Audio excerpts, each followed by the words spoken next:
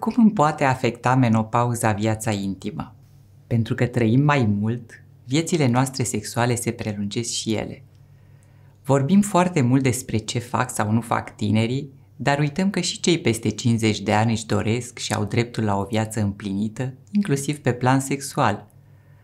Pe de o parte, mulți au la dispoziție condiții la care au visat ani, scăderea drastică a șanselor de sarcină și sau copii mari, plecați de acasă, o carieră și o viață cât de cât stabile.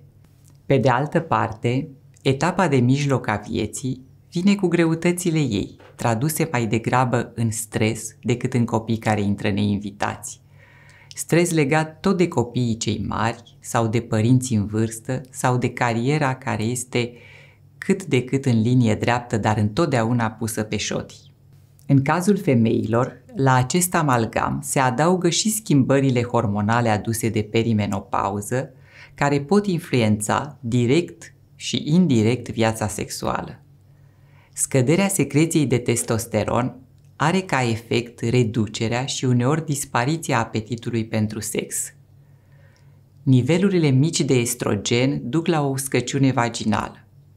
Aceasta face ca sexul cu penetrare să fie uneori dureros și duce la creșterea frecvenței infecțiilor vaginale și urinare. Bufeurile de căldură, transpirațiile nocturne, insomniile și anxietatea sau depresia, toate posibile simptome ale perimenopauzei, nu ajută nici ele deloc la revirimentul vieții intime. Atunci ce e de făcut? În primul rând, nu uitați că, deși nu mai aveți poate nevoie de contracepție, infecțiile cu transmitere sexuală se pot întâmpla oricând, nu numai la tinerețe.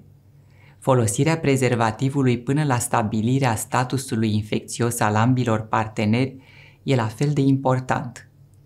În al doilea rând, folosiți cu încredere rubrefianți și creme de hidratare a zonei genitale cu acid hialuronic. Discutați cu medicul specializat în menopauză de opțiunile pe care le aveți pentru gestionarea simptomelor locale și generale. Dacă lubrefianții nu mai fac față, ne putem gândi la creme, inele sau pesare cu estrogen care să refacă mucoasa vaginală și a uretrei. Terapia de substituție sistemică poate îmbunătăți multe din cele de mai sus, de la anxietate și insomnii la lubrefiere vaginală și bufeuri. Uneori, adăugarea de doze mici de testosteron cresc pe lângă claritatea mentală și libidoul. Și cel mai important, discutați cu partenerul și ascultați-vă reciproc. Explicați-i ce vi se întâmplă la nivel fizic și emoțional.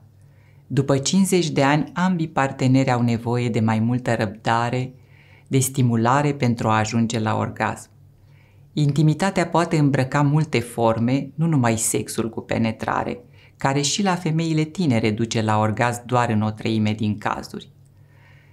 Sexul se schimbă de la o perioadă la alta a vieții, însă cu deschidere, curiozitate și la nevoie puțin ajutor local sau sistemic, el poate continua să fie o sursă de conectare și bucurie pentru ambii parteneri.